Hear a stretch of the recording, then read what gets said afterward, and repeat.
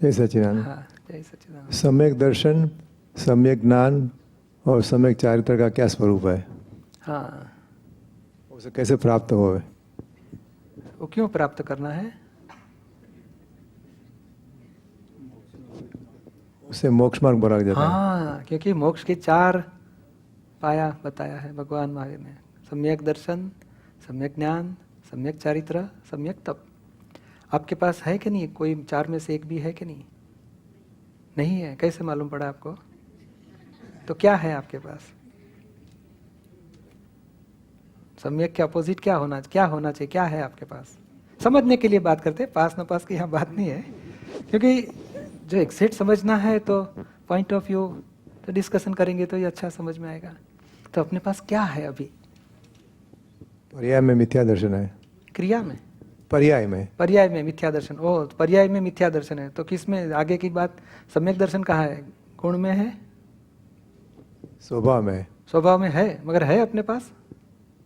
या स्वभाव दृष्टि से है तो फिर सम्यक दर्शन लाने की जरूरत क्या हो गई? आपके पास होगा तो फिर लेने की जरूरत क्या है? और सम्यक दर्शन और मिथ्या दर्शन किसको बोलते हैं? क्वेश्चन ये है कि मिथ्या दर्शन पर्याय में है, बताया आपने, मगर क्या स्वरूप को मिथ्या दर्शन बोलेंगे? कौन सा स्वरूप को? क्या किया उसको मिथ्या दर्शन? कौन सा स्वरूप है मिथ्या दर्शन का? उसकी कुछ व्याख्या, उसकी कुछ डेफिनेशन समझने के लिए। क्या नाम है आपका? रजनी भाई। तो मिथ्या दर्शन किसको बताते हैं आप? क्या दृष्टि है आपकी समझने की? मैं तो स्वरूप समझने लिए आया था। हाँ, नहीं, समझने के लिए आप, ये क्या है कि आपके ग्लास में कुछ पानी है तो फिर नया पानी कैसे डालूंगा मैं? तो उसको निकाल दो, बाद में नया डालूंगा। तो निकलने के लिए क्या आपके पास दृष्टि है? तो फिर एग्जैक्ट आपको बता देंगे कि ये मिथ्या दर्शन है, ये सम्यक दर्शन है।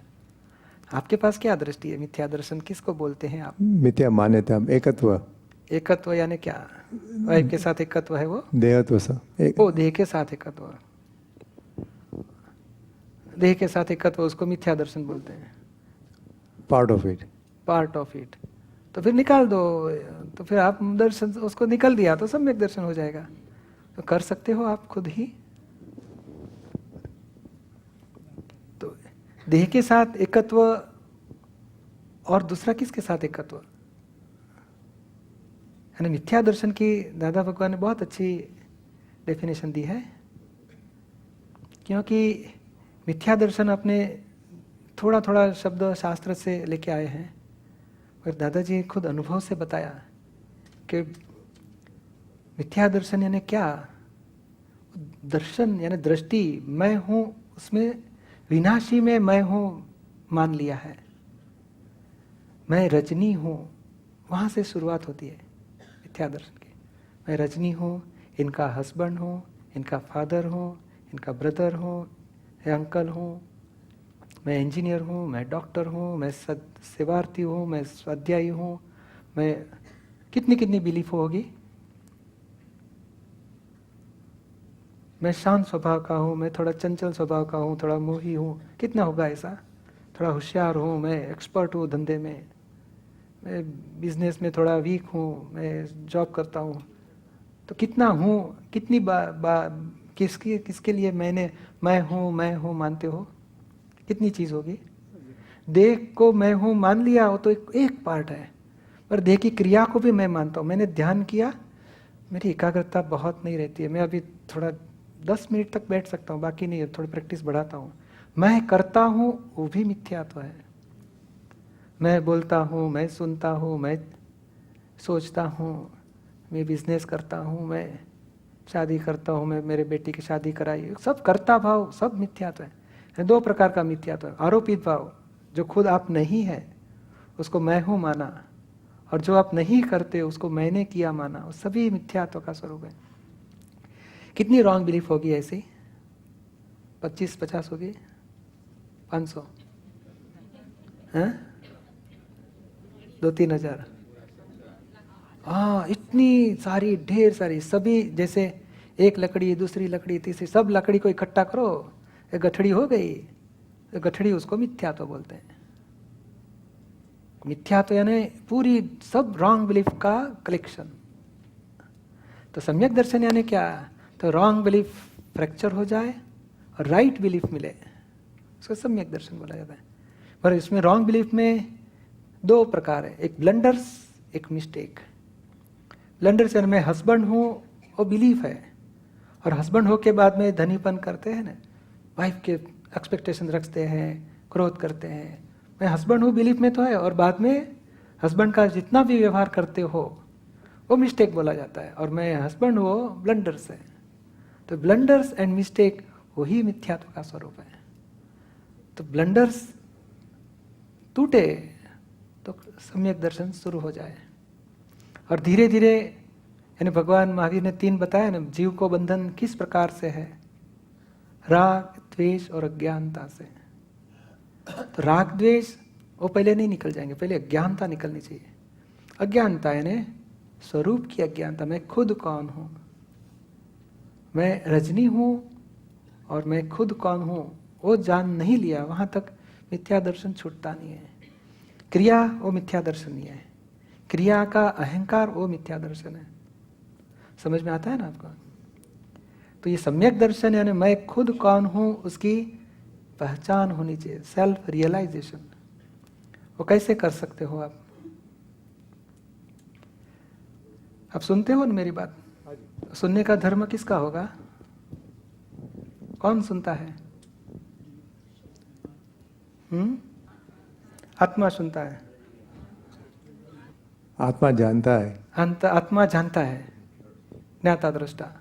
मगर सुनता कौन है? जो मिथ्यात्व निकालना है और सम्यकत्व प्राप्त करना है, उसके लिए ही बात कर रही है कि कहाँ कितनी प्रकार की रॉन्ग बिलीफ है अपने पास है, वो सभी फ्रैक्चर हो जाए तो सम्यक दर्शन खुले। इतने अनंत अवतार से सम्यक दर्शन ही नहीं प्राप्त हो जाता है, और वही मोक्ष का दरवाजा है। एक बार सम्यक दर्शन हो गया, धीरे धीरे आगे बढ़ेगा सम्यक ज्ञान, सम्यक चारित्र, और बाद में शायद सम्यक दर्शन हो गया तो सेफ साइड हो गया 100%। क्षयोपशम, उपशम, क्षयोपशम, तो उपशम वाला हेल्पिंग नहीं है, थोड़ा क्षयोपशम, लास्ट में क्षायक तक पहुंचना चाहिए, वो ध्येय है मनुष्य जीवन में। एटलीस्ट जो अपने जैन डेवलपमेंट बोला जाए, वहाँ ये बात आपको मालूम हुई है कि भाई ये स्टेशन तक पहुँचना चाहिए तो ही मोक्ष हो जाएगा। और पहुँचने के लिए कौन सा ऑब्स्ट्रक्शंस है वो भी जानना चाहिए, कौन सा उपाय है वो भी जानना चाहिए। कैसे पहुँचे सम्यक दर्शन के स्टेशन पे, उसके लिए कि सम्यक दर्शन किसको बोला जाएगा, कैसे प्राप्त कर सकता है। क्योंकि जो अपनी रॉन्ग बिलीफ है ढेर सारी है, इतनी प्रकार की रॉन्ग बिलीफ है, वही आपको ऑब्स्ट्रक्शन कर रही है। और उसके लिए अपने जितने भी उपाय करते हैं, श्रीमद् राजचंद्र जी बताए ना, सहु साधन बंधन थया, रह्यो न कोई उपाय, सत साधन समझो नहीं, त्या मोक्ष उपाय, त्या બંધન શું જાય। એટલે આ રોંગ બિલીફ છે। ये जिस साधन को आप मोक्ष का साधन मान रहे हो, वही क्रिया कर्ता भाव से बंधन हो जाती है। और मिथ्यात्व दृष्टि है इसके लिए, यानी दृष्टि ही चेंज करनी है, उसमें कोई क्रिया चेंज नहीं करनी है, कार्य चेंज नहीं करना है, कोई व्यवहार भी चेंज नहीं करना है, सिर्फ दृष्टि बदलनी है। और दृष्टि कैसे बदली जाए? खुद ही खुद की दृष्टि बदल सकेगा?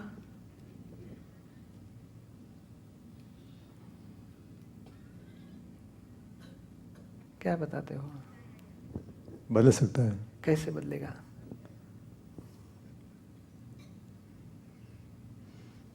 तो बदल डालो, आप ही स्वतंत्र हो, क्यों देर करते हो? उपादान की स्वतंत्रता से। उपादान की उपादान बीच में किसी को लाने की जरूरत नहीं। आप करने वाले हो, उसके लिए क्या नहीं, उसके निमित्त नहीं मिला, उपादान नहीं है, वो कोई निमित्त, कोई भी नहीं, कोई भी अंतराय नहीं करना चाहिए। आपका जो आपको मालूम है कि ये उपाय है तो हो जाना चाहिए, मगर क्यों नहीं होता है अभी तक? इसके लिए श्रीमद् राजचंद्र ने बहुत बड़ा वाक्य दिया, बीजू कांई शोध मां एक सत्पुरुष ने शोधी, तेना चरण कमल में सर्वभाव अर्पण કરી દઈ વર્ત્યો જા, પછી મોક્ષ ના મળે તો મારી પાસે લે। અને સત્પુરુષ એ જ કે નિષ્દિન જેને આત્માનો ઉપયોગ છે, શાસ્ત્રોમાં નથી, સાંભળ્યામાં નથી, છતાં અનુભવમાં આવે એવી જેની વાણી છે, અંતરંગ સ્પૃહા નથી, બીજું તો કયું જાય નહીં એટલા પાર વગરના ગુણો છે. અને એક સત્પુરુષને રાજી રાખવામાં, તેની સર્વ ઈચ્છા પ્રશંસવામાં એક અવતાર જશે, વધુમાં વધુ 15મે અવતારે મોક્ષે જઈશે. અને આ અનુભવીના વચન પ્રમાણ છે, મારી વાત નથી કે છે. એટલે सत्पुरुष ढूंढो जिसको आत्मा का ज्ञान हुआ है, जिसको सम्यक दर्शन हो गया है, ऐसे अनुभवी को पकड़ो. तो फिर प्रकट दिया को आपका दिया टच हो गया तो आपका प्रकट हो जाएगा. उपादान तो अनंत अवतार से लेके घूमते हैं, उपादान तो तैयार है, प्रकट निमित्त चाहिए. उपादान की योग्यता तो है, इसके लिए तो आपका इतना डेवलपमेंट है. निमित्त चाहिए. उपादाननु नाम लई ए जे त्यजे निमित्त, पामे नहीं सिद्धत्व ने रहे भ्रांति में स्थित. कृपालुदेव खुद बताया, उपादान तो है. बच्चा स्कूल में जाता है, उसको पढ़ाते हैं ना, तो टीचर की ज़रूरत है. उसको पेपर दे दो, बॉल पेन दे दो, पेंसिल दे दो, स्लेट दे दो, उसको बोलो सीख लो 1 2 3 4, देखो किताबें देते हैं तब तो ABCD सब सीख लो, सीखेगा खुद? उसके पास उपादान नहीं है, और वो कितना वो सब लाइंस करते जाएगा, गोल इधर उधर करेगा. ये 1 है, ये A है, ये 1 है, उसको दिखाने वाला भी चाहिए कि this is 1, what ever you return is 1, this is A. जब तक कोई बताने वाला नहीं होगा तो कितना भी कुछ भी करेगा, ABCD लिख दिया होगा तो भी उसको मालूम नहीं कि ये है कि B है कि C है. निमित्त उसको बोला जाता है कि निमित्त है. निमित्त यानी डूअरशिप नहीं है उसकी. कर्ता और निमित्त में बहुत अंतर है. निमित्त यानी एक दिया है, उसको 50 टच करके 50 दिया जल गए, प्रकट हो गए, तो वो दिया अहंकार नहीं करता कि मैंने 50 किया, अभी 51 आ रहा है तो मैं 51 में उसको मैं करूँगा नहीं. उसको मालूम भी नहीं है कि मुझे पड़ी भी नहीं है कि मैं कितना किया. कर्ता भाव ही खत्म हो गया है, वो निमित्त भाव बोला जाता है. और निमित्त ही, कौन सा निमित्त? जिनको जैसे आपको संस्कृत सीखना है तो संस्कृत के टीचर के पास जाना ही पड़ेगा. आपके पास उपादान है, क्योंकि आप संस्कृत पढ़ाएंगे तो आप दो महीने में कितना सीख लोगे, क्योंकि आपके पास उपादान है. तो प्रत्यक्ष निमित्त उतना ही आवश्यक है. और थोड़ा एक स्टेप आगे जाना चाहिए कि मुझे निमित्त प्राप्त करना है, निमित्त प्राप्त करना है. वो आके मिलेगा, वो तो मिलेगा. जैसे वाइफ आके मिलती है कि थोड़ा ट्राई करते हैं, कॉलेज स्कूल आके मिलती है कि थोड़ा ट्राई करते हैं, फादर मदर ट्राई करते. मैं किसी ने ट्राई तो किया ना? नहीं. बिजनेस में भी आप जाके कुछ ट्राई तो करते हो ना, एटलीस्ट ऑफिस में जाके तो बैठते हो. तो यहाँ संसार में एक बाल काटना है तो भी निमित्त चाहिए, एक सर्दी जुकाम कुछ हो गया तो भी निमित्त चाहिए दवा के लिए. तो अध्यात्म में क्यों नहीं चाहिए? चाहिए कि नहीं चाहिए? जिसको इसके लिए यानी सबसे इजीएस्ट वे ये है कि भाई किसको हो गया है उसको पकड़ो और उसको पूछो, साहब आपको हो गया है? तो मुझे वो बोलेगा हाँ हमको हो गया है. तो फिर हमको करा दो, कभी हुआ, कितना हुआ, वो हमको कुछ जानने का नहीं, मुझे करा दो. और सम्यक दर्शन का अनुभव क्या होना चाहिए वो आपको मालूम होना चाहिए कि उन्होंने जो सम्यक दर्शन की दृष्टि, वो निमित्त है, दृष्टि तो आपकी ही प्रकट होगी, और दृष्टि प्रकट होने के बाद मुझे क्या अनुभव में आना चाहिए वो आपके लक्ष्य में होना चाहिए कि मुझे ये प्राप्त होगा तो मुझे इतना इतना अनुभव परिणाम उत्पन्न होना चाहिए. वो आपके पास नहीं, वो कुछ भी दूसरा दे, जैसे 5 लाख का हीरा चाहिए आपको और वो पत्थर दे देगा कांच का, अथवा तो शक्कर का टुकड़ा दे देगा. ये हीरा ही है, क्योंकि आपको मालूम नहीं है तो फिर आप 5 लाख गंवा देंगे. आपके पास समझ होनी चाहिए, भले बुद्धि से समझ होनी चाहिए. मुझे सम्यक दर्शन हुआ नहीं, सम्यक दर्शन होता तो मुझे ये परिणाम आने चाहिए थे, तो मुझे ये प्राप्त हो जाएगा, तो मुझे ये प्राप्त हो, सम्यक दर्शन हुआ मैं समझ लूँगा. सम्यक दर्शन होगा तो क्या क्या परिणाम आ जाते हैं.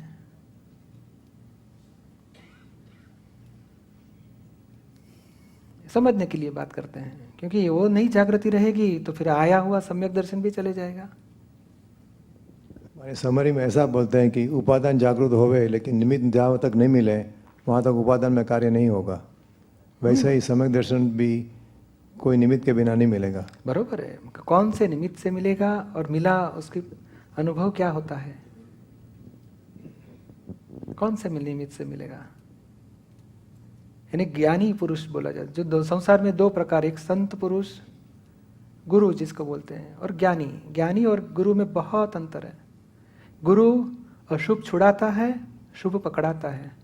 ये गलत छोड़ो, अच्छा पकड़ो, बुरा छोड़ो, अच्छा पकड़ो, पर कर्ता भाव में ही रखते हैं। ऊंचा लाके आते हैं, अभ्युदय कराते हैं, संसार में ऊंची प्रगति कराते हैं। धर्म और अध्यात्म में बहुत अंतर है।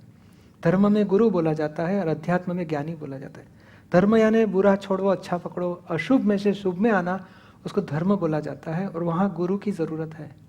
और गुरु कर्ता भाव में खुद भी है और शिष्य को भी कर्ता भाव में रखते हैं। कर्ता भाव यानी करो, इतना करो, तप करो, त्याग करो, ध्यान करो, भक्ति करो, स्वाध्याय करो, मंत्र करो, पाठ करो, सेवा करो, परोपकार करो, दान करो, कुछ भी करो। कर्ता भाव है, वहाँ तक अच्छा है। बुरा में से अच्छे में जाना वो अच्छा ही है, पर सम्यक दर्शन में नहीं आते, क्योंकि अच्छा और बुरा वो द्वंद्व है, और द्वंद्वातीत वो सम्यक दर्शन है। और ये बुरा और अच्छा दोनों विनाशी है। विनाशी में से अविनाशी में आना वो सम्यक दर्शन है। और धर्म इसी को बोला जाता है कि बुरे में से अच्छे में जाओ, वो धर्म है। और अध्यात्म ने आत्म सन्मुख होना, विनाशी भाव से छूट के अविनाशी में आना, उसको अध्यात्म बोला जाता है।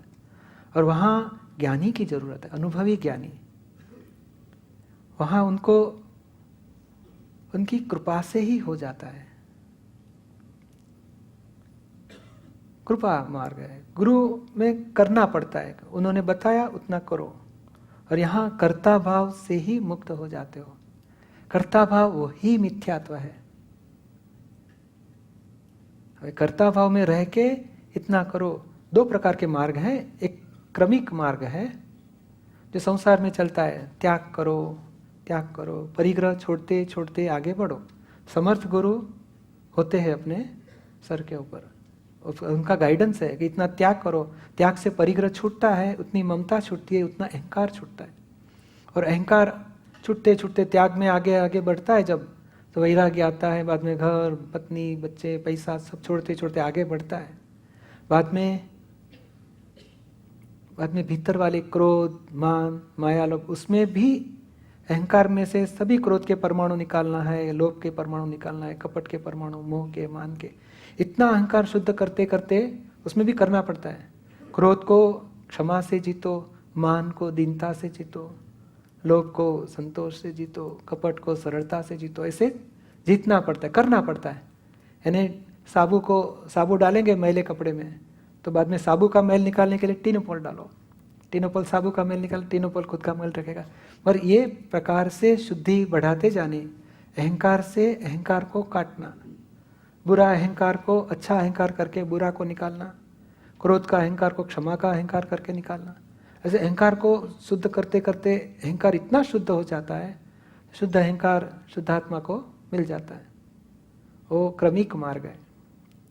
और यहाँ अक्रम मार्ग दादा भगवान जिनको बोलते हैं, वो खुद बताते थे, ये दिखते हैं वो तो A.M. पटेल है। वो भीतर वाली प्रगट आत्मा को खुद दादा भगवान बताते थे, और खुद बताते मैं तो ज्ञानी पुरुष हूँ। 1958 में उनको ज्ञान हुआ था, बट नेचुरल। सूरत स्टेशन पे बोलते थे हमारे कितने अवतारों की साधना थी, आत्मा क्या है, जगत किसने बनाया, जगत कौन चलाता है, कर्मों कैसे बंधे जाते, कर्मों से मुक्ति कैसे मिले, परमात्मा कहाँ है, परमात्मा क्या करता है, आत्मा क्या है, कैसे प्राप्त करें। बहुत प्रकार के जो आध्यात्मिक क्वेश्चंस हैं, बहुत कितना अवतारों से साधना थी। बट नेचुरल ये लाइफ में उनको 58 में ज्ञान प्रकट हुआ सूरत स्टेशन पे। सारा दुनिया की वास्तविकता उनके अनुभव में आई। बोलते थे पहले घंटे, उसके 1 घंटे पहले तो मैं भी अज्ञानी था, क्रोध, अहंकार, मान सब था। मेरा अहंकार छूट गया, मान, पोतापन, अहंकार सब चले गया और मैं ज्ञानी हुआ। पर अहंकार इतना खत्म हो गया, कपड़ा भी बदलने का अहंकार नहीं रहा, कोट, टोपी, धोती सब वही रहा। और भीतर में देहातीत दशा, ज्ञानी पद प्रकट हुआ उनका। और फिर भी बताते हैं कि मैं भगवान नहीं बोला जाऊंगा, क्योंकि भीतर वाली आत्मा वही भगवान। मैं ज्ञान, केवल ज्ञान भी नहीं हुआ था। केवल ज्ञान होता था तो मैं भगवान बोला जाता था, पर मुझे ज्ञान प्रकट हुआ, आत्मज्ञान बहुत ऊंची श्रेणी तक पहुंचा, केवल ज्ञान नहीं हो पाया। और ज्ञानी पद था उनका, और उनके पास जो विज्ञान था वो अक्रम विज्ञान बोला जाता है। अक्रम यानी तप करो, त्याग करो, ध्यान, वो करते करते आत्म साक्षात्कार पाना। तो दूसरा रास्ता है, जैसे यहाँ से आपको न्यूयॉर्क से न्यू जर्सी से आपको एटलांटा जाना है तो आप कार से जा सकते हो, और दूसरा फ्लाइट का भी रास्ता है।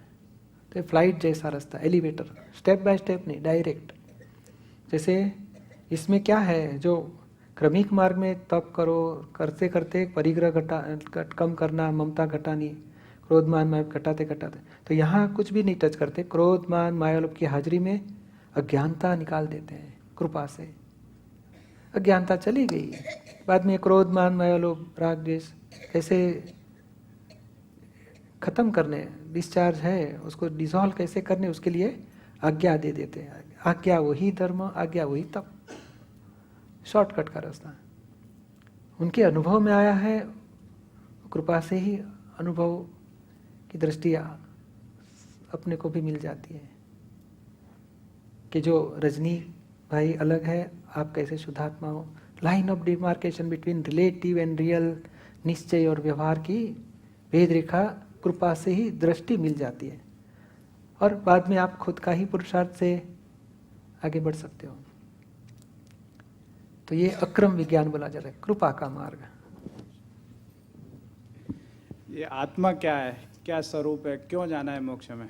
हाँ, क्या नाम है आपका? संजय। ये संसार में मोक्ष में जाने के बाद, मोक्ष 2 स्टेज का मोक्ष बोला जाता है। जो आप मुझे पता है, मोक्ष में जाना है ना, अल्टीमेट मोक्ष है, वो बात की बात है। पर जीवन में मोक्ष किसको बोला जाता है? आपको कुछ किसी ने इंसल्ट कर दिया तो दुख लग जाता है। कैसे कोई फाइट, 50,000 आपने लोन किसी को दिया, फ्रेंड को, बस 3 महीने में देता और 3 साल तक नहीं दिया तो कुछ दुख हो जाता है। वाइफ को कुछ दुख आ गए, कैंसर हो गया तो दुख लगेगा, शरीर में कुछ व्याधि आ गई तो दुख लगेगा। ये संसार में कोई भी परिस्थिति आपको दुखदायी हो जाती है, होता है ना। जितना ज्यादा राग होता है उतना दुख होता है। वो राग होता है, इसके लिए दुख होता है या किसी के लिए, मगर दुख होता है ना। दुख वही बंधन है संसार में, समझ में आता है ना। ये संसार में मुक्ति किसको बोलते हैं? बंधन और मुक्ति 2 शब्द है। तो दुख है, वही परिस्थिति रहे फिर भी आपको दुख नहीं हो जाए। एक लड़का है आपका कार एक्सीडेंट में ऑफ हो गया, तो आपको दुख टच नहीं हो गया, तो ही आपका मोक्ष बोला जाएगा। आपका पाँव कट गया, आपको हाथ में कुछ लग गया, कुछ घर में नुकसान हो गया, कोई जल गया, कोई ऑफिस जल गई, कोई मृत्यु आ गया, कितने प्रकार के दुख संसार में है। अरे कोई अपनी नहीं मानता तो भी दुख लगता है, कोई आर्ग्यूमेंट करता है तो भी दुख लगता है, कोई इंसल्ट करता है, क्रोध करता है, चीटिंग करता है, विश्वासघात करता है, कितने प्रकार के दुख है। वो परिस्थिति होते हुए भी, आदि व्याधि उपाधि होते हुए भी भीतर में दुख टच नहीं हो जाए, ऐसी स्थिति प्राप्त करे, उसको ही फर्स्ट स्टेज का मोक्ष बोला जाता है, जीवन मुक्त दशा। और वो मोक्ष अज्ञान की मुक्ति से हो जाता है।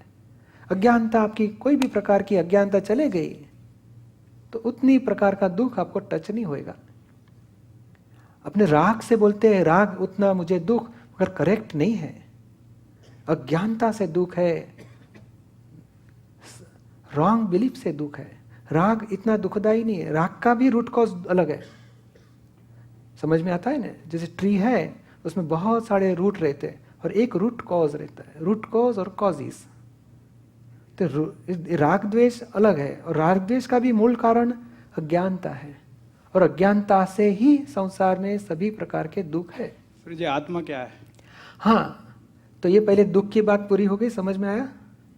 आत्मा यानी सेल्फ, सेल्फ यानी आत्मा यानी आप जो खुद हो, उसी को ही अंगुली निर्देश किया, उसको क्या बोला जाएगा।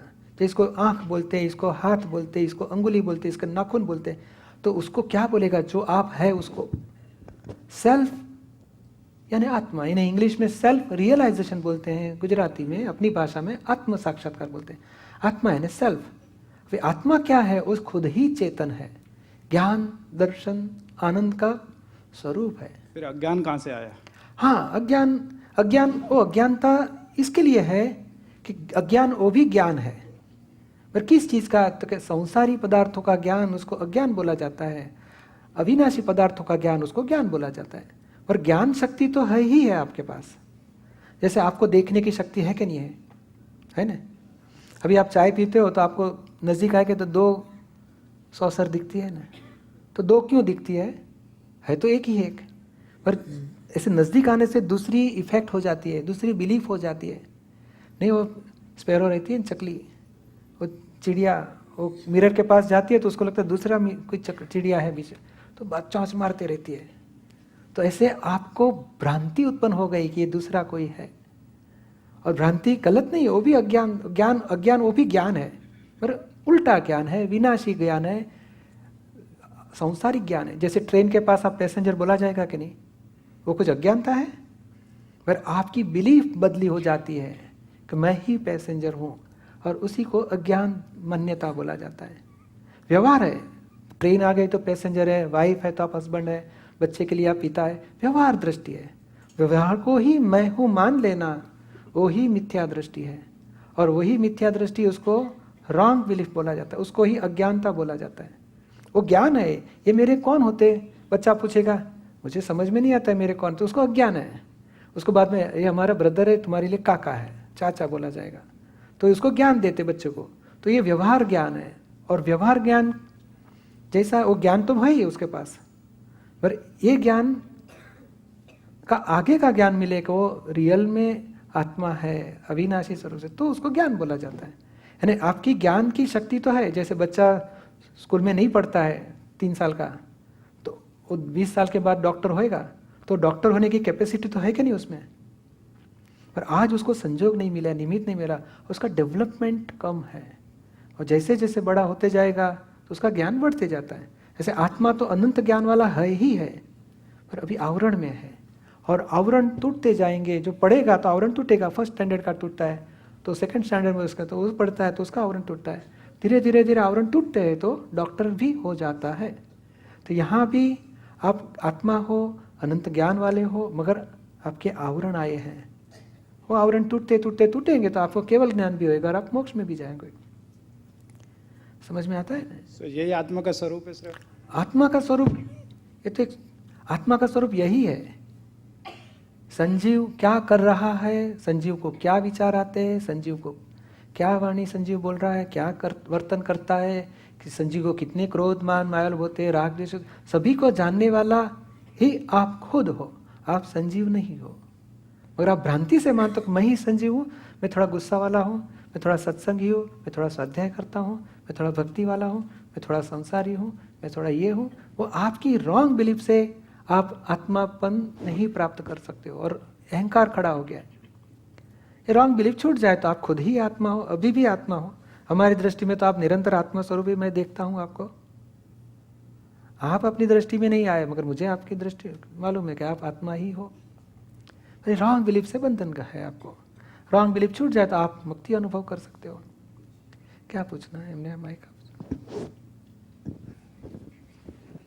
ये जो 2 प्रश्नों पर अभी चर्चा हुई है, इसी में से थोड़ा सा जो है वो शंका है, कोई अलग प्रश्न नहीं है, क्योंकि मुझे थोड़ा सा अपनी समझ के हिसाब से, जैन धर्म सिद्धांत के हिसाब से 1-2 चीज़ों में थोड़ा कंट्राडिक्शन लगा, और बेसिकली उद्देश्य ये है कि थोड़ा सा आपका पॉइंट ऑफ व्यू जानने के लिए हम यहाँ पर उत्सुक हैं। जरूर। जो आपने सम्यक दर्शन ज्ञान चारित्र के बारे में जो ये कहा कि जो ज्ञानी की कृपा हो जाए, ये एक सेंटेंस आता है कि ज्ञानी की कृपा हो जाए तो सम्यक दर्शन हो जाता है।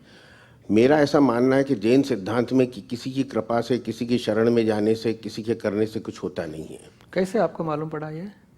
जो भी मेरी जैन धर्म की पढ़ने से, समझने से जो भी है। हाँ, कहाँ से तो मिला ना ये बात? तो यही बात किसी से आपने प्राप्त की कि नहीं? तो वही आगे का रास्ता है, क्या आगे की बात भी आप किसी से प्राप्त कर सकते हो। समझ में आता है? नहीं, बराबर है।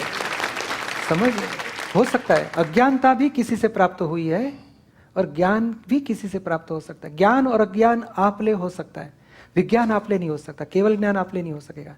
पर ये एक अज्ञानता भी मिलती है। बच्चे को नहीं अज्ञान देते हैं ना, ये तेरा नाम चंदू है, ये तेरे पापा है, ये तेरे अंकल है, उसको ज्ञान देते, उसको प्रकट होता है ज्ञान। डॉक्टरी ज्ञान होता है, इंजीनियरिंग ज्ञान होता है, उसका खुद का भी ज्ञान किसी से जब मिलता है, निमित्त है, is not doer at all. ये बराबर है, मैं समझ रहा हूँ, पर प्रश्न ये है जिसमें थोड़ा सा जो है ना मिसगाइड होने वाली बात हो जाती है कि किसी की कृपा से या शरण में जाने से नहीं, इसमें भी जो है अपना पुरुषार्थ और अपनी बुद्धि जागृत होने वाली बात है। ये निमित्त फिर भी माना जा सकता है बस कि ये उतना ही शास्त्र है, ये ज्ञानी है, पर किसी की कृपा या शरण से बस निमित्त होना निमित्त ही। अच्छा। दूसरा जो अभी मोक्ष की बात चली थी और भाई साहब ने पूछा था, मेरा ख्याल से जो है मोक्ष के बारे में हम लोगों को जो थोड़ा भी मतलब उसके रास्ते पे तो अपने कुछ आइडियाज, अब ही वांटेड स्पेसिफिकली कि अब आपने जो कहा ना कि अगर थोड़ा सा कष्ट प्रतिकूल परिस्थिति में अगर अपने को कष्ट हो, अपने को दुख ना टच होना हो। कम हो जाए अगर कोई प्रतिकूल तमाम परिस्थिति दुखों आ से जाए। मुक्ति, हाँ। उसी को हम फर्स्ट स्टेज का मोक्ष बोलते हैं, तमाम दुखों से मुक्ति। क्योंकि ये तो एक तरह से मान लो ये संसार में अपने जीवन में थोड़ा सा राग और मोह कम हो जाए तो चाहे घटना फेवरेबल हो कि अनफेवरेबल हो, उसमें तकलीफ होना कम शुरू हो जाएगी। पर उसको तो शायद मेरा कि मानेंगे कि थोड़ा समता भाव आ गया है। पर ये जो भाई साहब का शायद प्रश्न मोक्ष से संबंधित 3 पॉइंट था कि हमको क्या क्या आखिर सम्यक दर्शन ज्ञान चारित्र तीनों हैं, पर इनका ये था कि स्पेसिफिकली जो है इसके बारे में आपका पॉइंट ऑफ व्यू क्या है, ताकि हम अपने हिसाब से भी या कोई और हमारा दूसरी मान्यता वालों का भी हमारे सामने प्रश्न आए कि भाई आप जो है जैन सिद्धांत में आपका मोक्ष का क्या है, वो पॉइंट ऑफ व्यू हम आपसे जानने का थोड़ा सा जो है उपकार मान रहे हैं। बराबर है। और ये सिंपल एक ही मोक्ष यानी क्या, 2 स्टेज का मोक्ष है बताया। फर्स्ट स्टेज का मोक्ष संसार में रहते हुए भी तमाम दुखों से मुक्ति, वो फर्स्ट स्टेज का मोक्ष। और जो आपने बताया राग जितना कम हो गया उतना दुख टच नहीं होएगा, तो आगे का राग भी कम हो गया, द्वेष भी दुख देने वाला है। राग और द्वेष, और दोनों राग और द्वेष का भी रूट कॉज कौन सा है? अज्ञानता है। नहीं, क्या नाम है आपका? चंद्र कुमार। समझ लो चंद्र कुमार। तो चंद्र कुमार अच्छे हैं, बहुत सेवाभावी है, कुछ अच्छा बोल दिया तो भीतर में राग हो जाता है। और किसी ने बोला चंद्र कुमार बहुत ऐसे है, वैसे है, करप्टेड है, ऐसे है, नेगेटिव बोल दिया, और बाजू के रूम में भी बोलते होंगे तो बहुत दुख लग जाता है, तो द्वेष हो जाता है। और वही बात सुनते सुनते लास्ट शब्द सुना, ये तो एटलांटा वाला चंद्र कुमार की बात है, चंद्र कुमार पटेल की, ओहो हो, हमारी नहीं है, तो फिर दुख चले जाता है ना। देखो द्वेष को निकाला नहीं आपने, मगर अज्ञानता गई तो आपका द्वेष अपने आप गिर जाता है। यानी राग और द्वेष का रूट कॉज अज्ञानता है, और एक बार अज्ञानता चली गई तो कारण मोक्ष बोला जाता है। कारण मोक्ष 2 स्टेज का मोक्ष है, एक कारण मोक्ष यानी बीज स्वरूप का मोक्ष, दूसरा फल स्वरूप का मोक्ष। तो बीज स्वरूप का मोक्ष यही क्षेत्र में, यही काल में, यही देह में, यही व्यवहार में रह के भी हो सकता है। बराबर। तो इसको भी मोक्ष कहेंगे क्या? मोक्ष यानी क्या है कि मोक्ष का बीज डाल दिया है तो फिर उसका फल केवल ज्ञान आएगा। आत्मज्ञान, सम्यक दर्शन वो कारण मोक्ष बोला जाता है। और सम्यक दर्शन हो जो पूर्ण हो जाएगा, केवल ज्ञान होएगा, तो उस केवल ज्ञान की बिगिनिंग सम्यक दर्शन से होती है। आत्मज्ञान वो बीज स्वरूप का मोक्ष है, केवल ज्ञान उसका एंड रिजल्ट आता है। और एक बार केवल ज्ञान हुआ, बाद में देह के कर्म निर्जरा होते होते नाम गोत्र वेदनी आयुष्य खत्म हो गए, तो केवल आत्मा सिद्ध क्षेत्र में स्थान पाएगा। सिद्ध क्षेत्र का मोक्ष ये आत्मज्ञान होए बिना कभी भी प्राप्त नहीं हो सकता है। तो आत्मज्ञान ही उसकी ही साधना करोगे, कैसे प्राप्त करें एंड रिजल्ट। जैसे आपको रिजर्वेशन कन्फर्म के साथ आप ट्रेन में बैठे, बॉम्बे से अहमदाबाद उतरोगे कि नहीं, तो और घर में पूछे कहाँ गए, अरे तो अहमदाबाद गए, अरे अभी तो आप स्टेशन भी नहीं पहुँचे।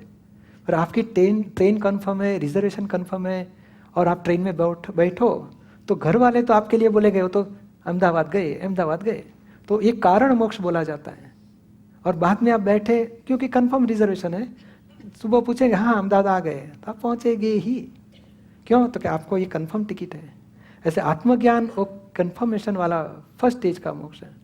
आत्मज्ञान कंफर्म हो गया, आत्मा अनुभव में जब आ गया, उसको केवल ज्ञान अचूक होने वाला ही है। पुरुषार्थ है आत्मज्ञान से केवल जाने का ही पुरुषार्थ। आत्मज्ञान होना यानी क्या होता है? आप प्रकृति से मुक्त होते हो।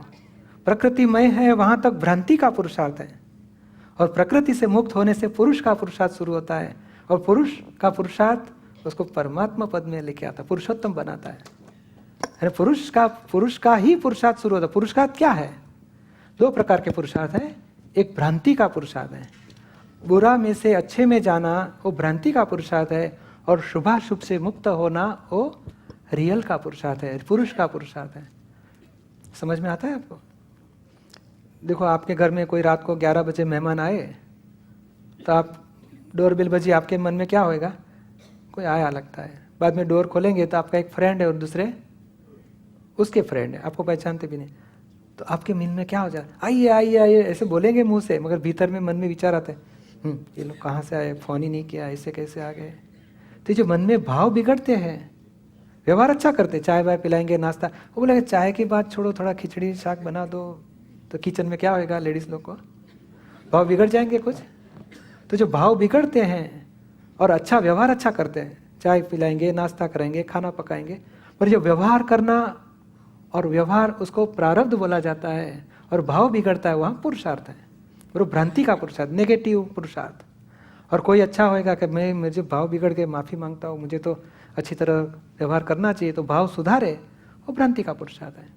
और मैं खुद कौन हूँ वो जागृति में आ गए, ये कर्ता कौन है वो जागृति में आप रहो, तो ये आत्मा का पुरुषार्थ है। और वो पुरुषार्थ आत्मज्ञान के बाद में ही शुरू होता है, और वो पुरुषार्थ शुरू होगा तो आपको केवल ज्ञान, क्योंकि डिस्चार्ज कर्म, निर्जरा जितने भी कर्मों बंधे हुए हैं, उसकी निर्जरा होते होते जाएगी, तो ही आपका आगे का निर्जरा संवर पूर्वक होने देना, उसको पुरुषार्थ बोला जाता है।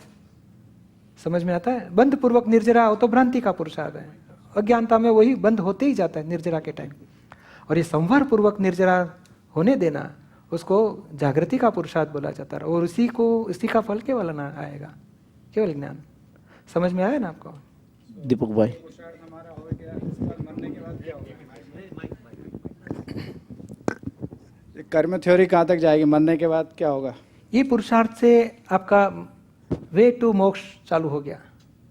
जैसे आपको यहाँ से कैलिफोर्निया जाना है तो एक स्टॉप ओवर लेते हैं अटलांटा, तो वे टू मोक्ष आपका चालू हो गया। एक दो अवतार होंगे स्टॉप ओवर, पर वे टू मोक्ष है। तो ये सारे मनुष्य गति के ही होंगे? मनुष्य गति, ये सब मनुष्य गति के होंगे सारे स्टॉप ओवर? नॉट, हाँ मनुष्य गति भी हो सकती है, देव गति भी हो सकती है, नॉट नेसेसरी। मगर जानवर गति, तिर्यंच और नर गति डेफिनेटली नहीं आएगी। मगर मेन वो इम्पोर्टेंट नहीं है। चार वे टू मोक्ष यानी क्या है? एक दो अवतार में आपका मोक्ष निश्चित हो सकेगा।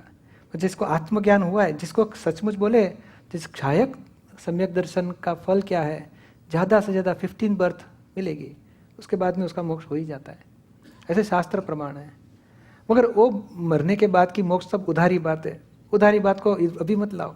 अभी तो जीवन मुक्त दशा, किसी कोई भी निमित्त से आपको कषाय न हो जाए, बहुत हो गया, उतना मोक्ष यही लाइफ में आपका हो गया, तो यहाँ आपको अनुभव मुक्ति का मिलेगा।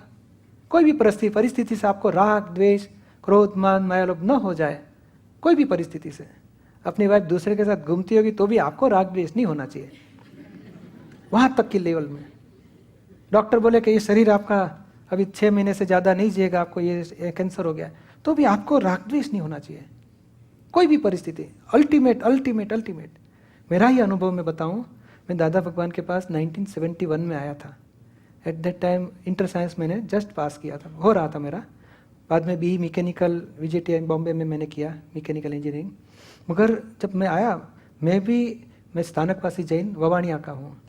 मेरे ब्रदर जैन हम लोग थे, तो ब्रदर जो एज ऑफ हार्डली 14-15 उसने दीक्षा लेने की तैयारी की कि मुझे संसार में मज़ा नहीं है, मुझे दीक्षा लेनी है, ज्ञान प्राप्त करना है।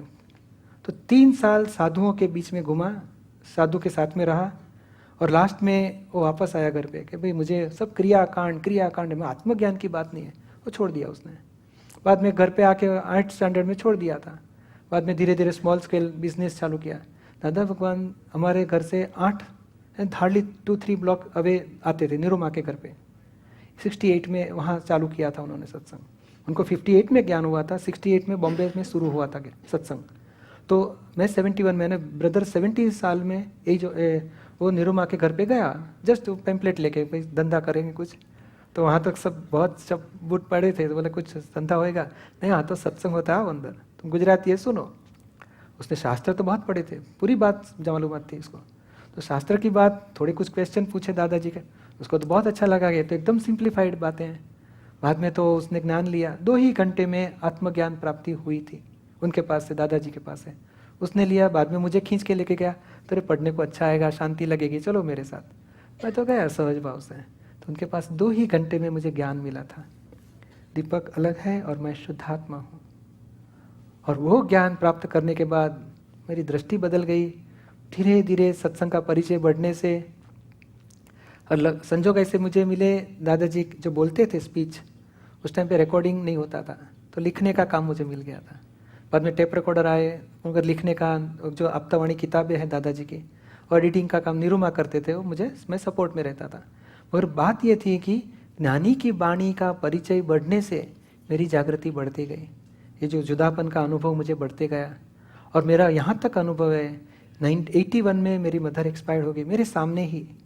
इतना ही आपके साथ जितना स्वस्थता से मैं बात कर सकता, वही मोमेंट मुझे थी। 91 में फादर एक्सपायर्ड हो गए, तो भी इतनी ही स्वस्थता मुझे थी। उनको भी स्वस्थता, वो भी आत्मा के ज्ञान में थे, समाधि मरण था उनका। बाद में तो मेरा बिजनेस भी चालू था, 1 में से 3 बिजनेस हो गए, कंसल्टिंग इंजीनियर, प्राइवेट कॉन्ट्रैक्ट्स, बहुत बड़ा बिजनेस था, वो चलते रहता था। मुझे प्रॉफिट की और लॉस की कोई टच नहीं होता था। प्रॉफिट आता है महीने वर्षों में 25-30 हज़ार पेमेंट होता था वर्करों का, और 1-2 लाख रुपया कमाता भी था, मगर मेरे आते थे और जाते थे। मुझे कोई भीतर में आने से उल्लास बढ़ जाता था, जाने से दुख लगता था, कभी नहीं होता था। ये ज्ञान की दृष्टि मिलने से, ये अनुभव में मुझे आया। संसार के शरीर में भी कितनी तकलीफ आई, इतने प्रॉब्लम्स, पर कोई भी दुख संसार का मुझे टच नहीं हुआ। मेरे जैसे तो हजारों लोगों को ये अनुभव है कि संसार की भी कोई भी परिस्थिति का दुख भीतर में टच नहीं होता है, सिर्फ 2 ही घंटे का ज्ञान लेने से।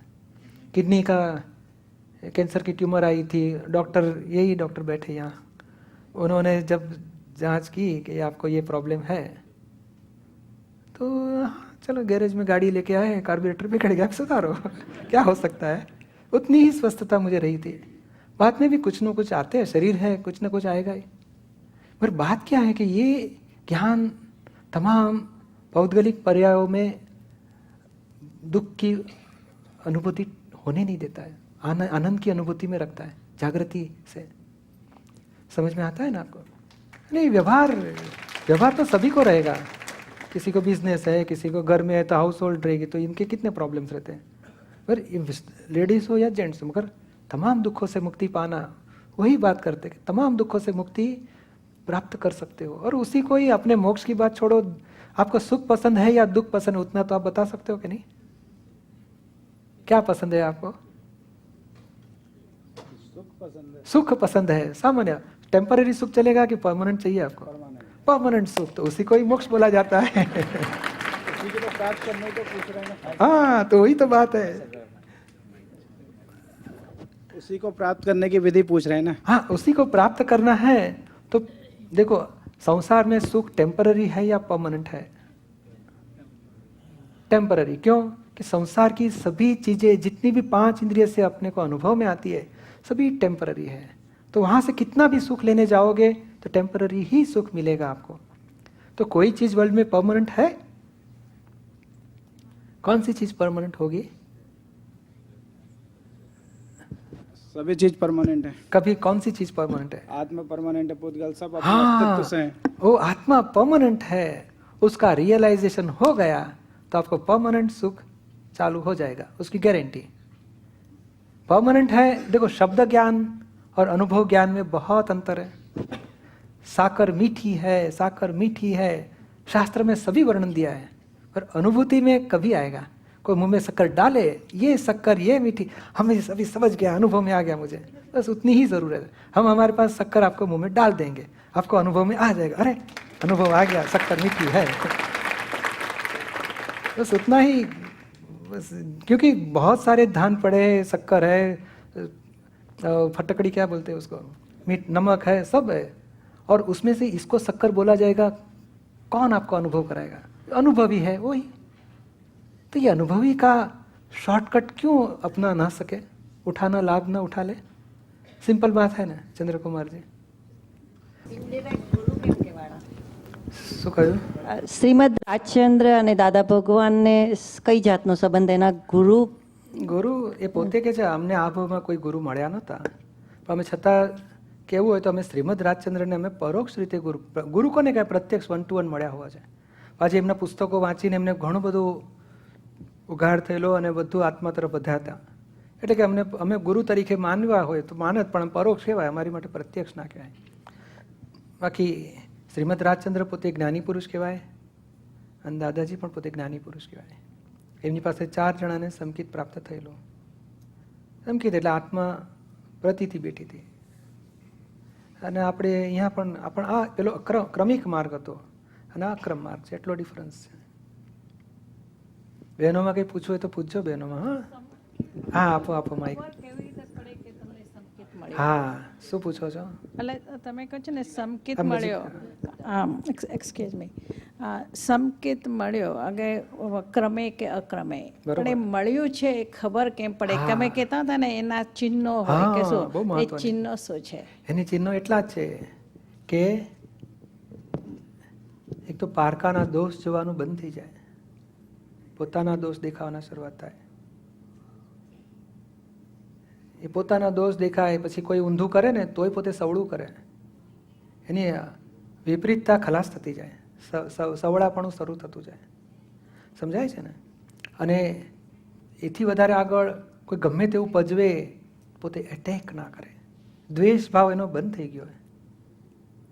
સમજાય ને? આર્ગ્યુમેન્ટ કરીને, ઝઘડા કરીને બીજાને દુઃખ આપે છે ને, એ પોતાની ભૂલ ઉપર પસ્તાવો થતો જાય કે ના, મારે કોઈને દુઃખ આપવું નથી. કોઈ દ્વેષ, કોઈ એટેક કરે તોય પોતે એટેક ના કરે, એટલું બધું એ પાછો ફરતો જાય. સમજાય છે ને? અને સૌથી મોટી પોતાના ભૂલ પોતાને દેખાય ને એ જ છૂટવાનો માર્ગ છે. કૃપાળદેવ લખ્યું, દીઠા નહીં નિજ દોષ તો તરીએ કોણ ઉપાય. આ જગતમાં પોતાના દોષ પોતે નહીં દેખે તો છુટકારો થશે નહીં. બીજાના દોષ જોવાથી કર્મ બંધાય છે અને પોતાના દોષ જોવાથી છૂટે છે. તો પોતાના દોષ જોવાની દ્રષ્ટિ ખુલ્લી થાય ને સમ્યક દર્શન કહીએ છીએ.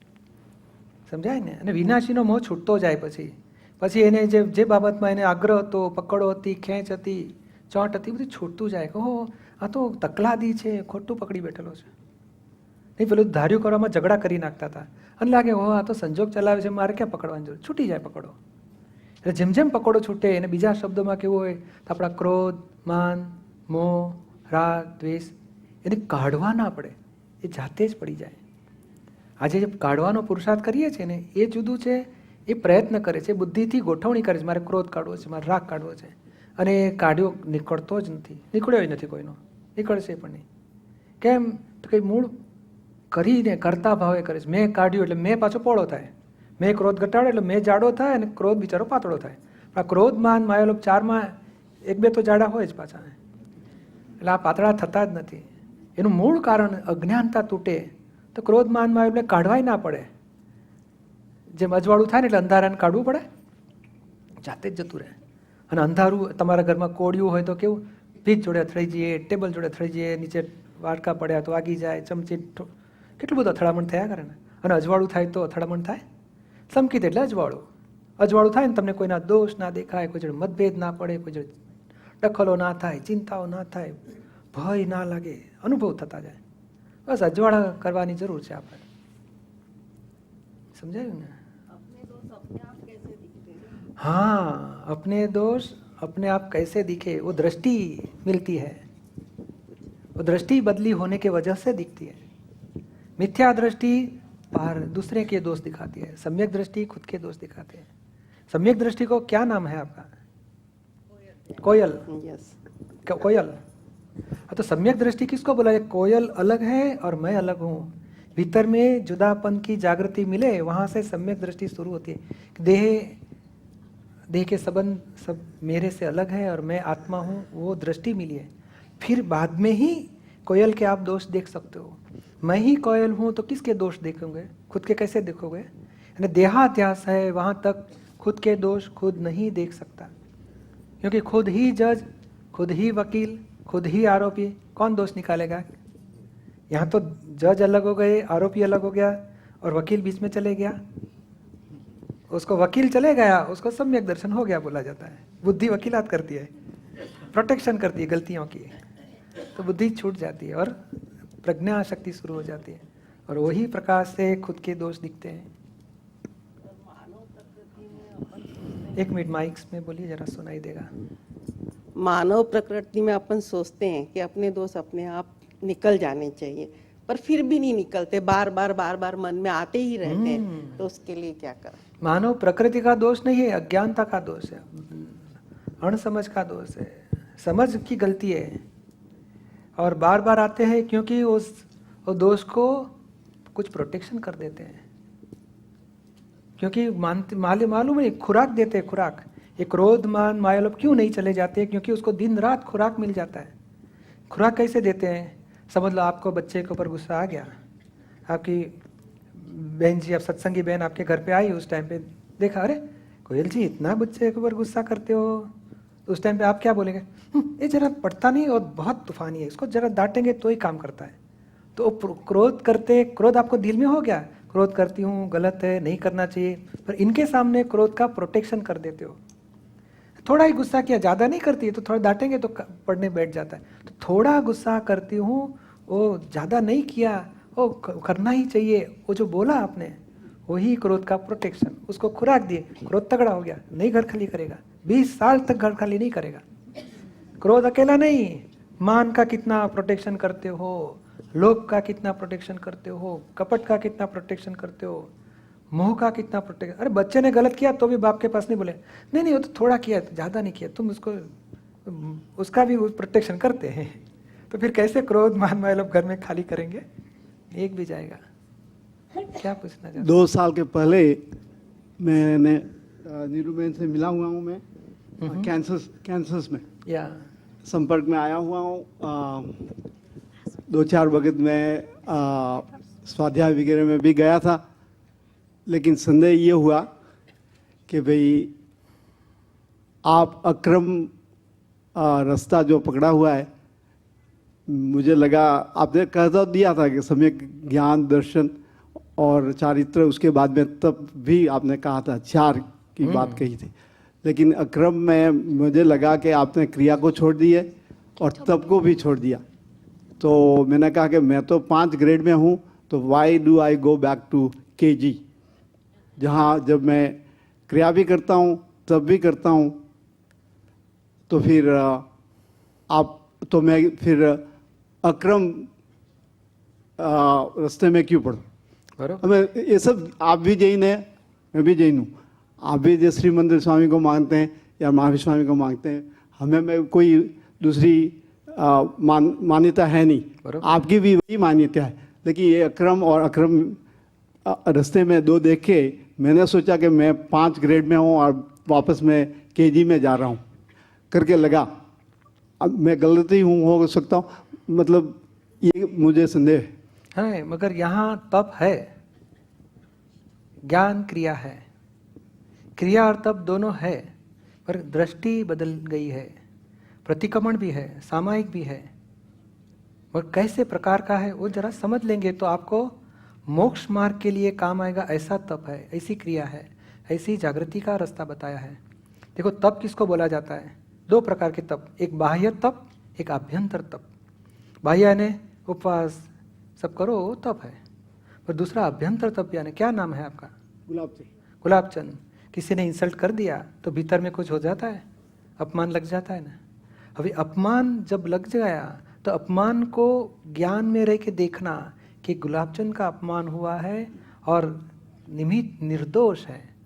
भीतर में बुद्धि कुदाकुद करेगी, अहंकार लाल लाल हो जाएगा, हार्ट गर्म हो जाएगा, और गर्म को वो तप को करना है, अंतर तप। अंतर तप से कषाय क्षय होते हैं, और कषाय क्षय हो गया उसको मोक्ष बोला जाता है, फर्स्ट स्टेप का। तो ये अंतर तप वही मोक्ष का कारण है। समझ में आता है? अक्रम में ये तप है, अंतर तप। बाह्य तप, बाह्य तप आप ही सोचो, आप स्वतंत्र हो कुछ भी बाह्य क्रिया करने में, क्योंकि वो संजोग आधीन है, प्रकृति का उदय कर्म है। कुछ भी उपवास करना या आयम्बिल करना, एकादशी एकतारण करना, वो उदय कर्म के अधीन है। जो प्रकृति का काम हो रहा है उसमें मैंने किया, वो भ्रांति का पुरुषार्थ है, और वो तब गलत नहीं है, पूर्व कर्म का फल है। पूर्व कर्म में बीज डाला होगा तो ये टाइम में, ये लाइफ में प्रकृति अच्छी मिलेगी, 2 उपवास कर सकेगा, 6 उपवास कर सकेगा। और किसी की प्रकृति ऐसी नहीं भी कर सकता है, यानी वो पराधीन है। और जागृति का पुरुषार्थ वो स्वाधीन है, वो ज्ञान की समझ से उत्पन्न हो सकता है। और ये प्रकृति का पुरुषार्थ वो भ्रांति का है, उसका पुण्य फल मिलेगा आपको। और ये कर्म क्षय होता है, संवर पूर्वक निर्जरा होती है। आपके समझ में आता है? अक्रम में ये है। और क्रिया कौन सी है? ज्ञान क्रिया है। यहाँ प्रकृति की जो भी क्रिया हो रही है उसको ज्ञान दृष्टि से देखना, वही ज्ञान क्रिया है। दर्शन क्रिया और ज्ञान क्रिया वही आत्मा की क्रिया है। और उपवास करना, एकादशी करना, वो देह की क्रिया है, और बुद्धि और अहंकार के तन्मयाकार के वजह से होती है, यानी वो परोक्ष ज्ञान क्रिया होती है। यानी मैं करता हूँ, अज्ञानता के साथ वो क्रिया होती है।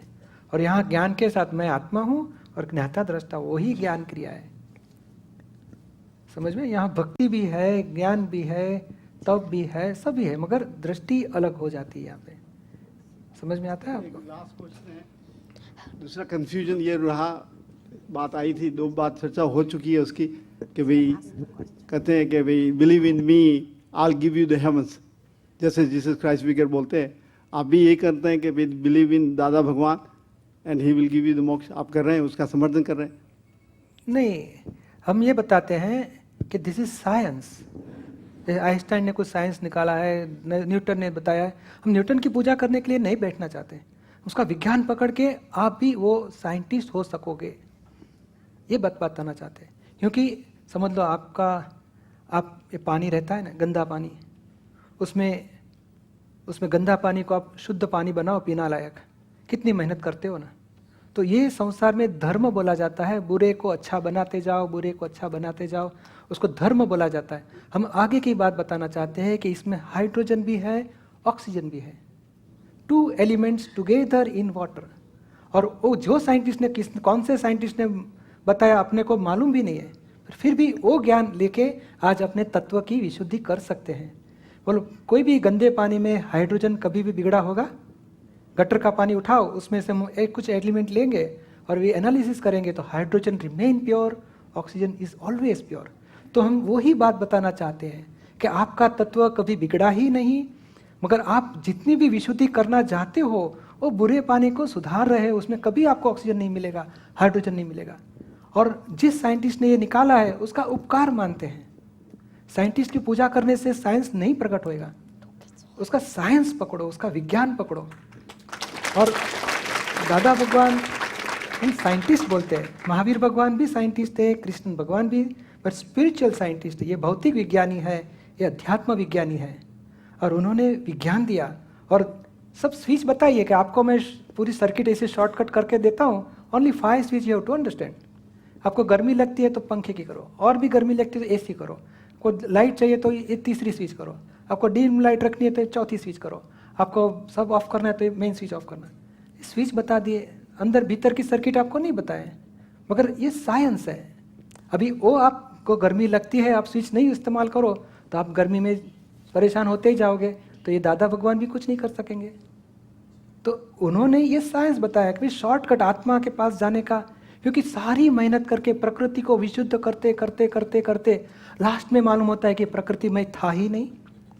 तो फिर खुद कौन है पहले जान लो और उसको पकड़ लो, तो फिर आपको डायरेक्ट आत्मदृष्टि मिल जाती है। क्योंकि उनको ये मेहनत करके यहाँ आए थे, सारी मेहनत करके, कितने अवतारों से ये मेहनत करके आत्मा में आए, तब मालूम हुआ कि आत्मा तो आप खुद ही हो, ये गुलाबचंद आपका स्वरूप नहीं है।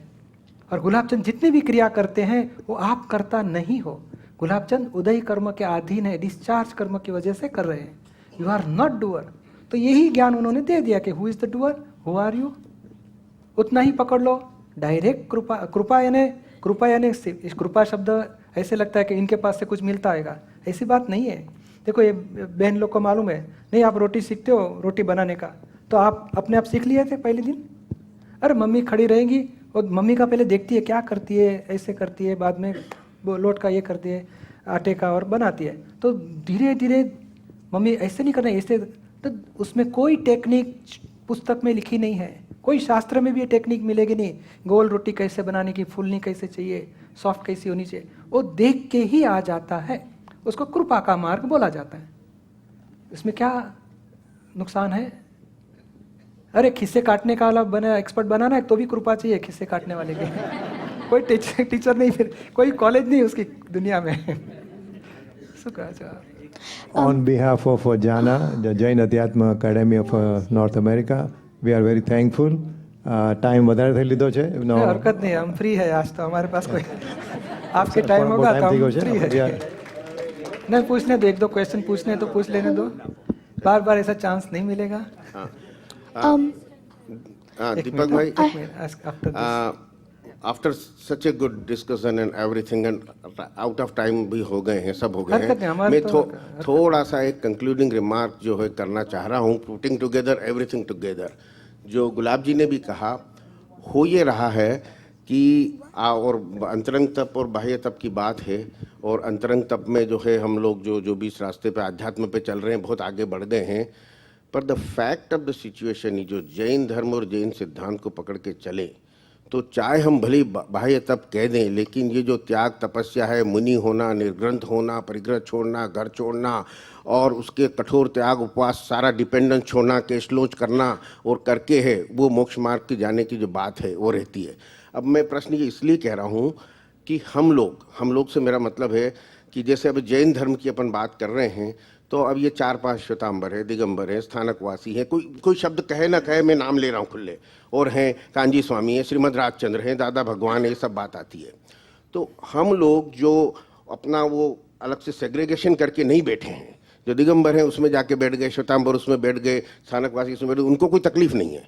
हम लोग जो मॉडेस्ट होकर के सब कुछ जानना चाहते हैं, सब कुछ सुनना चाहते हैं, उसके बाद में हम तालमेल बैठाना चाहते हैं, हमको वहाँ ये दिक्कत होती है कि जो आगे जो एडवांस्ड आध्यात्म की बातें हैं उन सब में जो एक मिसिंग है, और इसलिए जो है वो थोड़ा सा अलग अलग हो गया है कि जो बाह्य तप ही कह दो, परंतु उसके बिना जैन धर्म में कहा है चारित्र के बिना कोटि जन्म तप तपे ज्ञान बिन कर्म झरे जे, ये ज्ञान की महत्ता में कहा है, पर उसके साथ भी जो है ना चारित्र और तपस्या का जो है वो, और इसीलिए हमारे साधु मुनि जैन साधुओं की जो तपस्या है वो मतलब अनबिलीवेबल है। जिन लोगों ने देखा नहीं है या जो नॉन जैन्स हैं कि इस तरह के लोग करते हैं, तो थोड़ा सा फर्क यहाँ आ जाता है, और लोग इस तरह से आरोप करने लगते हैं कि भाई ये जो ज्ञान वाले या नई दृष्टि वाले लोग हैं और जो आत्मज्ञान की बात करते हैं, पर इनका जो है वो तब तक मिसिंग हो रहा है। इसलिए हम उसको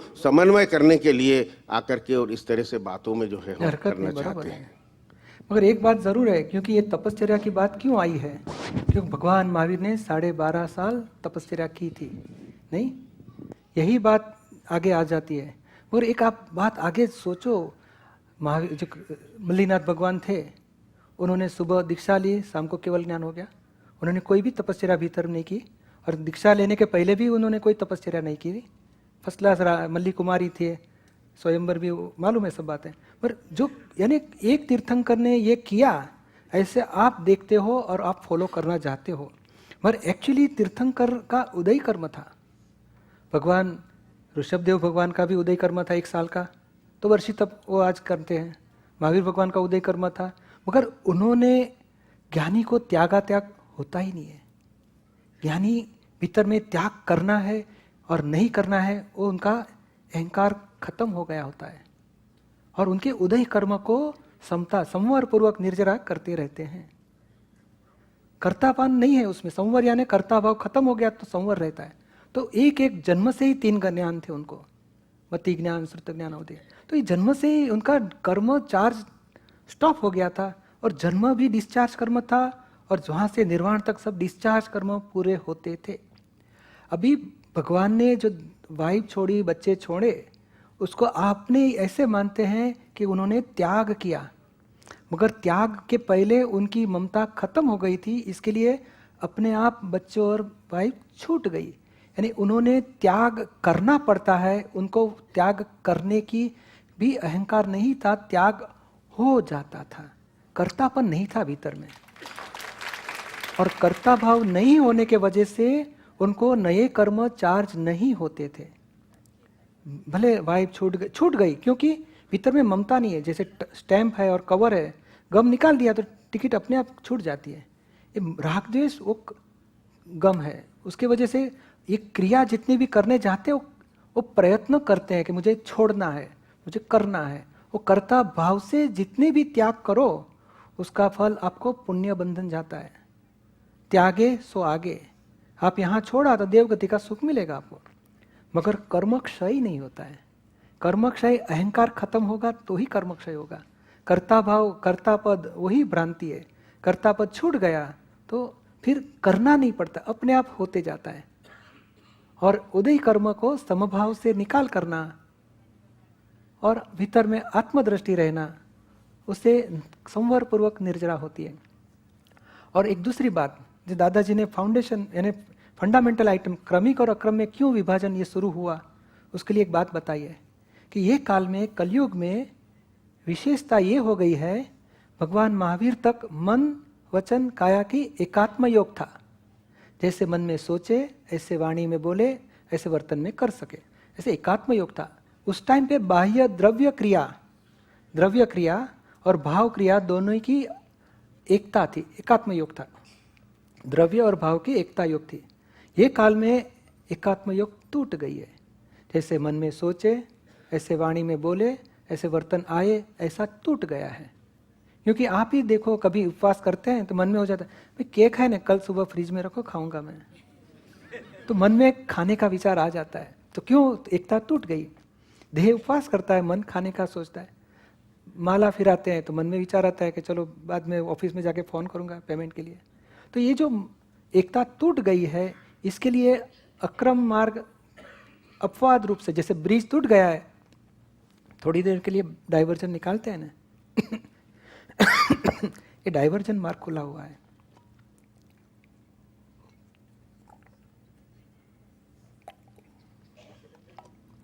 ये डाइवर्जन मार्ग खुला हुआ है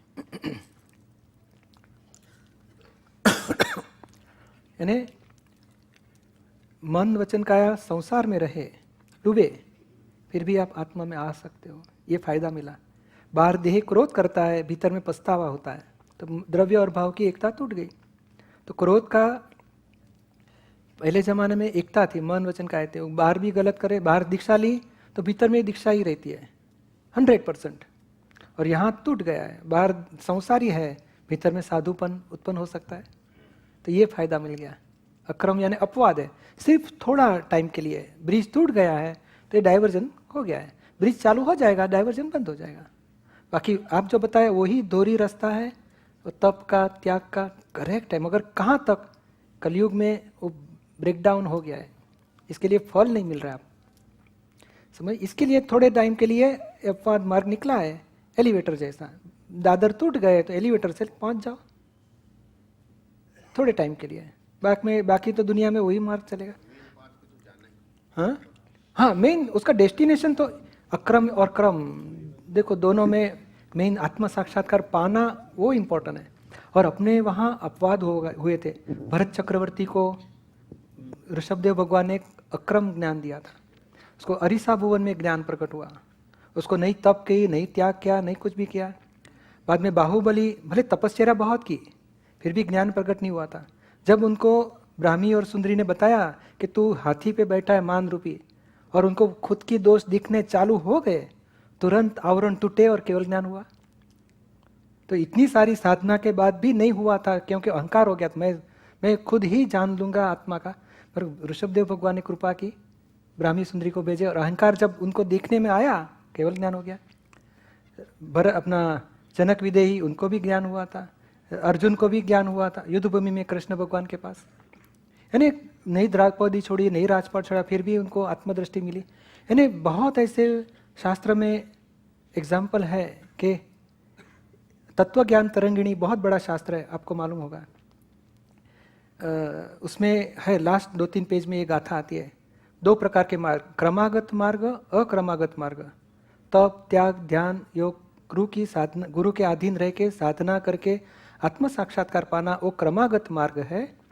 और ज्ञानी की कृपा से तप त्याग ध्यान योग बिना आत्म साक्षात्कार पाना वो अकर्मागत मार्ग है। और वो तत्वज्ञान तरिंगिणी में उसका मेंशन है, वो 600-700 साल पहले की शास्त्र है। और वेदांत में भी है, पिपली का मार्ग यानी कीड़ी के जैसे चूंटी के जैसे चल के शिखर पहुंचना, और विहंगी का मार्ग यानी कुछ भी शिखर को टच नहीं करके, अरे ये माउंटेन को टच नहीं करके चल के नहीं, सीधा शिखर के ऊपर उड़ के पहुंच जाना, यानी शास्त्र में इसे मेंशन किया है। और जितना भी भगवान महावीर के शब्द है, दर्शन मोह चारित्र मोह, ज्ञान दर्शन चारित्र तप, सभी शब्द यहाँ भगवान के हृदय की बात यहाँ मिल जाती है। और आप थोड़ा भी परिचय करो, क्योंकि एक बार दूर से देख के चले जाते हैं तो ऐसे करते हैं, ऐसे थोड़ा परिचय लो तो आपको लगेगा कि भगवान महावीर का हृदय की बात है, भगवान महावीर से जरा भी जुदा नहीं है। और लाखों ज्ञानियों की एक ही बात रहती है, श्रीमद् राजचंद्र हो या कृष्ण भगवान हो, रामचंद्र जी वशिष्ठ मुनि के बीच में जो बात हुई, या महावीर भगवान की बात हो, एक ही रहती है, कभी जुदाई नहीं रहती है। ये दिखते हैं कि ज्ञानी अलग है, मगर उनकी जो बात है उसमें कोई डिफरेंस नहीं। जो भगवान महावीर के हृदय की ही बात, थोड़ा परिचय, आप 1-2-4 महीना भी यहाँ टच में रहो हमारे साथ में, तो आपको अनुभव में आएगा, करे भगवान महावीर से जरा भी जुदा नहीं है।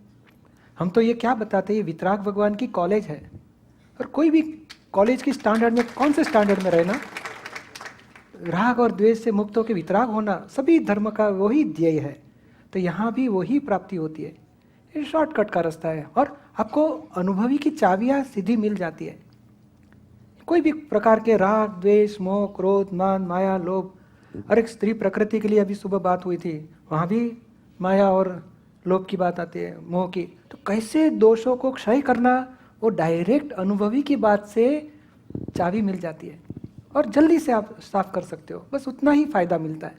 बाकी यहाँ जो अनुभव करना है लास्ट में, जो भगवान महावीर की दृष्टि से गौतम स्वामी को जो प्राप्त हुआ, वही प्राप्त करना है। यहाँ भी अपने को आत्मदृष्टि प्राप्त करनी है। और कंफर्म करना था कि आपके दृष्टि में अल्टीमेटली जो है उस रास्ते पर वापस आना है, जुदा नहीं है। नहीं, एक्चुअली क्या है, दो, जैसे यहाँ से मैं फ्लाइट में बॉम्बे एटलांटा पहुँचूँ, और मैं कार से एटलांटा पहुँचूँ, पर वहाँ से मुझे घर में जाने का रास्ता दोनों के लिए सरीका है। एयरपोर्ट 2 तरीके से जा सकता है, बाय फ्लाइट और बाय कार। और एयरपोर्ट में उतर गया, फ्लाइट को छोड़ देनी है, और बाद में जो तरीके से घर में पहुँचना है, वो तो दोनों के लिए सरीका है। आत्मदृष्टि प्राप्त करने के लिए ही 2 मार्ग है, आत्मदृष्टि होने के बाद में एक ही मार्ग है, केवल ज्ञान तक। उदय कर्म को समता भाव से पूरा करना और आत्मदृष्टि में जागृत रहना, वो मार्ग सभी के लिए है। जय सच्चिदानंद। जय सच्चिदानंद। Just please wait. आपको कुछ पूछना था? एक मिनट, इन आपको बाद में, we will take afterward in the evening, और tomorrow we have enough time. एक मिनट हमने बात કરી લેવા દેना. હા, we will give you time after. તો જવાબ મળી ગયો છે, પણ ખાલી વિકલાત્મક રીતે જ્ઞાતા દ્રષ્ટા રહેવું અને પોતાનું સ્વસ્વરૂપને મેળવ્યા વગર તમે સમતાભાવ રાખવી, એ કંઈક અંશે એમાં કર્તૃત્વનું તો આવી જ જાય છે કે હું આવી ભાવના કરું છું. સાચી વાત છે, અને એ આવી જાય છે અને એનાથી પુણ્ય બંધાય. અને એમાં કેવું છે, ધારો કે માટલી ફૂટે ને માટલા, તો તમે ક્ષમતા રાખી શકો, અને તમે પેલો હીરાનો દાગીનો ખોવાય તો ક્ષમતા ન રાખી શકો, કારણ તમે આની કિંમત મૂકી છે, આની કિંમત નથી મૂકી. એટલે જ્યાં જ્યાં કિંમત ડી વેલ્યુ થઈ છે ત્યાં ત્યાં તમે ક્ષમતા રાખી શકો, અને બુદ્ધિની સમજણનું ડેવલપમેન્ટ છે. અને એ ક્ષમતાથી તમને પુણ્ય બંધાય, અને પુણ્યનું ફળ સંસાર પ્રાપ્તિ થાય, શુભ સંસાર. પણ જાગૃતિ નથી ત્યાં. જાગૃતિ કોને કહેવાય? શું નામ તમારું? રંજનબેન. તો તમે રંજનબેનને ઊંચું નીચું થાય તો તમે આત્મા તરીકે જુઓ કે આ રંજનને થાય છે, હું નહીં. એટલે હું કોણ છું એના ભાન સહિત જાગૃતિ રહે, એને આત્મદ્રષ્ટિ કહેવાય છે. અને એ કર્મ ક્ષય કરનારી વસ્તુ છે. સમજાય છે ને? ચાલો બધાને જય સચ્ચિદાનંદ. આપણે શ્રી હુકમજી ચંદજી ભારીલજીનું આપણે સ્વાગત કરીએ છીએ, અને આખા બધા જ જાના ગ્રુપના બધા મેમ્બરોનું આપણે સ્વાગત કરીએ છીએ.